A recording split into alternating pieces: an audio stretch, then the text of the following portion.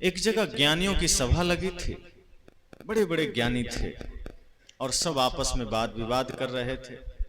मैं कहा ना, जब ज्ञान आचरण में न उतरे तो विवाद का कारण बन जाता है। तो वे लोग आपस में शास्त्रार्थ कर रहे थे, वाद विवाद कर रहे थे, तभी सदगुरु कबीर पहुंच गए वहां। और सदगुरु कबीर वहां जाकर क्या कहते हैं, है कोई गुरु ज्ञानी जगत उलटी वेद बूझे। वो अपनी बात शुरू, है कोई गुरु ज्ञानी जगत उलटी वेद बूझे, पानी में पावक जरे अंधही आंख न सूझे। ये सदगुरु कबीर की उलटवासी। सब कुछ सुनने में उल्टा लगेगा ये तो उल्टी बात है, पर इसका अर्थ बड़ा सीधा है। साहब ने कहा, है कोई गुरु ज्ञानी जगत उलटी वेद बूझे, पानी में पावक बरे अंधही आंख न सूझे। गाय तो नाहर खायो हरिन खायो चीता, काग लंगर फांद के बटेर बाज जीता। मूस तो मंजारी खायो श्यार खायो स्वाना, आदि को उदेश जाने तासु बेसवाना।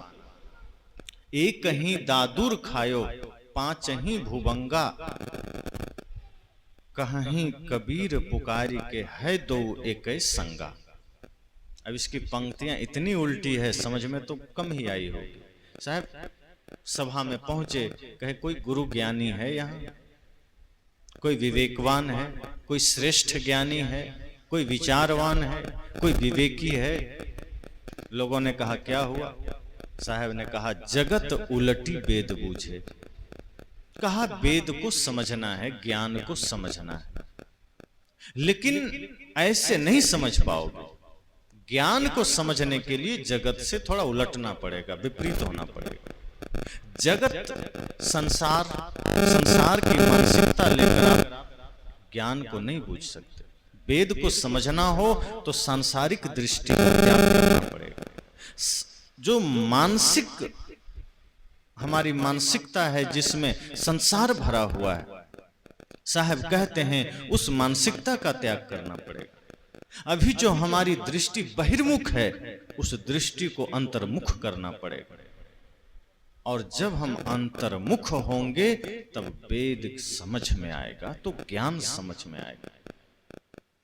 और जब तक अंतर्मुख नहीं होते हैं, जब तक हम बाहर अपनी दृष्टि रखे हुए हैं, जब तक हम जगत में भ्रमित हो रहे हैं, मायावी संसार में जब तक हमारा चित्त, हमारी चेतना उलझ रही है, तब तक हम सत्य को, ज्ञान को समझ नहीं पाएंगे।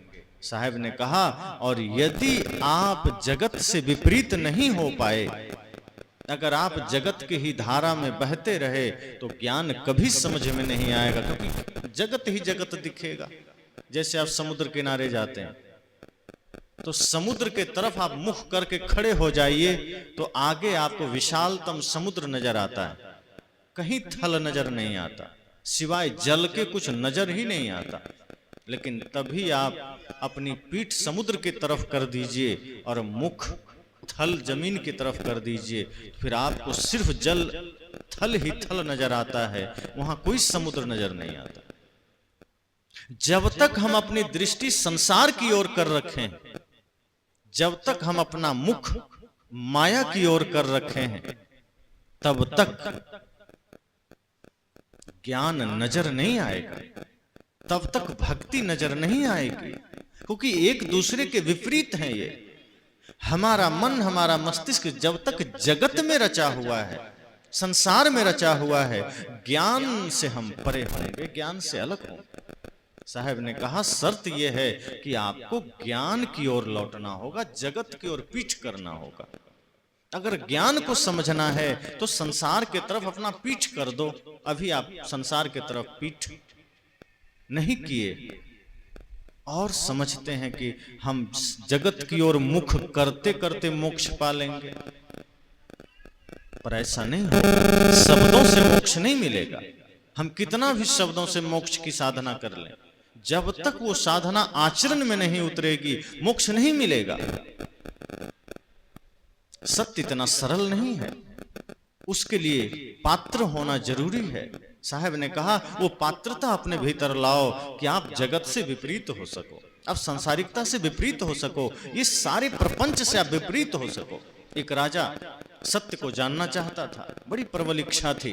पता चला पास में एक संत रहते हैं, जिज्ञासा हुई कि संत के पास चलते हैं, और वो बड़ी जल्दी में था। उसने सोचा मैं जाऊंगा और 2 मिनट में सत्य का पता लगाकर चला आऊंगा, ध्यान का पता लगाकर चला आऊंगा। अहंकार में था कि मैं तो राजा हूं, मैं संत के पास चला जाऊंगा तो उसकी हिम्मत ये थोड़े है कि वो मुझे ज्ञान नहीं देगा, उसका मजाल, मैं जाऊंगा 2 मिनट में सारा ज्ञान लेके आ जाऊंगा।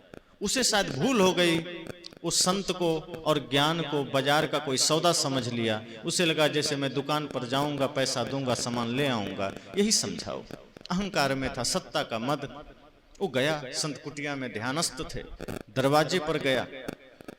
वहां जाने के बाद वो देखता है दरवाजा लगा हुआ है और कुटिया के बाहर संत की चरण पादुका रखी है, खड़ाऊ रखी है। तो सबसे पहले तो क्या किया, जाते ही एक लात मारा दरवाजा में, दरवाजा खुल गया। हाथ से नहीं खोला, राजा हैं, इस दरवाजे में हाथ क्यों लगाएं, ये सोचकर लात मारा। संत की आंख खुली, संत ने देखा कोई राजशाही पोशाक में कोई व्यक्ति सामने खड़ा है। समझ गए ये इस देश, इस राज्य का राजा होगा। तभी वो राजा देखता है सामने खड़ाऊ रखी है, तो हाथ से नहीं हटाया। जैसे फुटबॉल में पैर मारते हैं वैसे खड़ाऊ में इधर से पैर मारा, इधर से उड़ ठोकर लग के उधर चली गई और अंदर घुसा और कहा, संत जी प्रणाम, सत्य का ज्ञान दीजिए हमको। संत ने कहा बड़ी जल्दी में हो। उसने कहा देरी मत करिए, बहुत समय कम है, जितना जल्दी हो दीजिए और हम चलें। इतना सुनना था कि संत जो राजा के तरफ मुंह करके बैठे थे, पहले से ही दीवार पीछे थी, वो झट से घूम गए और घूम करके मुख कर लिया दीवार की तरफ और पीठ कर दिया राजा की तरफ। राजा ने कहा ये कैसी मूर्खता कर रहे हैं आप, मैं इस राज्य का राजा हूं और मेरी तरफ पीठ कर रहे हैं, ये मेरा अपमान है। और आपसे मैं कुछ सुनने आया हूं तो आप पकड़ करके दीवार की तरफ हो गए। संत ने कहा अभी जिस शब्द का तुमने प्रयोग किया अकड़ करके, काश कि तुम अपनी उस अकड़ को छोड़कर आए होते तो शायद मैं कुछ सुना देता, पर अकड़ में तो तुम आए हो और तुम श्रोता बनके भी नहीं आए हो। उसने कहा अकड़, कौन सी अकड़? कहा जिस दरवाजे को तुमने लात से खोला है तुम उसे समर्पण के साथ हाथ से भी खोल सकते थे। जिस चरण पादुका को तुमने फुटबॉल समझ के पैर मारा है तुम उसे हाथ से भी साइड कर सकते थे। जब तुम में इतनी शिष्टता और विनम्रता नहीं है तो तुम राजा बनते हो। उसने कहा देखिए इतना टाइम नहीं मेरे पास, हमें तो सत्य बताइए क्या है। कहा सबसे पहले तो तुम जाओ खड़ाऊ से माफी मांगो और दरवाजे से माफी मांगो, तब मैं सत्य सुनाऊंगा। राजा तो हैरान हो गया कि ये क्या बात है, खड़ाऊ आदमी होता तो माफी भी मांग लेता, खड़ाऊ से माफी? कहाँ तुम्हें मांगनी पड़ेगी। राजा सोचा इस संत भी कम अकड़बाज नहीं है, चलो कोई देख थोड़े रहा है, जाके मांग लेते। वो गया खड़ाऊ से माफी मांगा, दरवाजे से माफी मांगा। वो राजा कहा पहली बार ऐसा अनुभव हुआ जैसे जीवन में कुछ घटित हो रहा है। अहंकार छोड़ करके थोड़े देर के लिए ही झुका, तब मालूम पड़ा कि जीवन के सत्य का कुछ बोध हो रहा है, लेकिन अहंकार हावी था।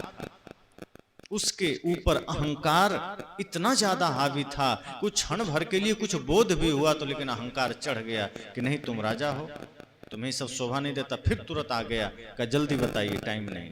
संत मुंह उधर ही किए रहे दीवार की तरफ। उसने कहा ये समझ में नहीं आ रहा कि आप अपना मुख दीवार की तरफ क्यों किए। संत ने कहा क्योंकि तुम में और दीवार में कोई फर्क नहीं। कहा कैसे? कहा मैं दीवार को 2 घंटा सत्संग सुनाऊंगा, दीवार में कोई परिवर्तन होगा? कहा कुछ नहीं। दीवार का रंग बदलेगा? कहा नहीं। गाली दूंगा तो भी दीवार कुछ नहीं करेगा, मैं कितना भी ज्ञान दूंगा तो भी दीवार कुछ नहीं करेगा।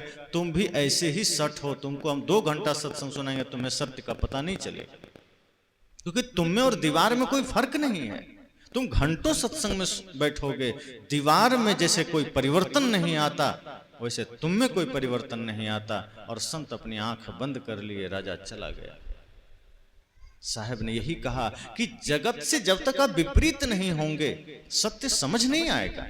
हम जगत की ओर मुख करके सत्य को जानना चाहते हैं। एक आदमी ये सोच रहा है, एक बार एक आदमी रेड लाइट पर खड़ा हो गया, जो शहरों में रेड लाइट होती है, स्कूटर पर था, तो कई बार 30 सेकंड 40 सेकंड या 1 मिनट के लिए भी लाइट लाल हो जाती है, बत्ती लाल होती है, रुकना पड़ता है। मेरे साथ की बात है, वो आदमी फोन लगा दिया मुझे, फोन किया, कहा गुरुजी मोक्ष कैसे मिलेगा। मैंने कहा अभी आप कहाँ हैं, आवाज आ रही, कहा अभी रेड लाइट पर खड़े हैं, 1 मिनट के लिए गाड़ी रुकी, मैं सोचा आपसे कुछ पूछ लूं। मैं कहा जब आप घर में होते हैं समय नहीं मिलता। मैं कहा अब रेड लाइट पर खड़े होकर स्कूटर में बैठ करके मुक्ति का ज्ञान चाहते हैं, इतना सस्ता मुक्ति समझ लिया आपने। मैं फोन काट दिया। बाद में फिर स्थिर होकर उसने फोन किया। मैंने कहा जिस सत्य को, जिस मोक्ष को हमारे संतों ने गिरी कंदरा गुफा में बैठकर पाया था, संतों के सानिध्य में पाया था, तप के द्वारा पाया था, ध्यान के द्वारा पाया था, आप उसे स्कूटर पर बैठे हुए, एयर कंडीशन रूम में डनलप के गद्दे पर लेटे हुए, एयर कंडीशन गाड़ी में चलते हुए पाना चाहते हैं। ये संत के साथ, साधना के साथ मजाक नहीं तो और क्या है, आप खिलवाड़ ही तो कर रहे हैं। दुनिया की चीजें आपको मिल सकती है इस तरह से, लेकिन सत्य को पाने के लिए तो यही तो विलासिता छोड़नी पड़ती है। अगर सब कुछ मिल सकता था तो बुद्ध घर न छोड़े होते, सब कुछ मिल सकता था तो महावीर गृह त्याग न किए होते, मीराबाई महलों का त्याग न करती। क्या कमी थी उनके पास? अगर वैभव से ही सत्य मिलता, विलासिता से ही सत्य मिलता तो मीराबाई महलों का त्याग न करती, और राम जी गुरुकुल न जाते, कृष्ण गुरुकुल न जाते। उस सत्य को उद्घाटित करने के लिए सारे राजसी ठाठ बाट, सारे विलासी जीवन का त्याग करना पड़ता है, उस तपस्वी का जीवन धारण करना पड़ता है। साहब ने कहा तुम जगत से जब तक विपरीत नहीं होगे सत्य पता नहीं चलेगा।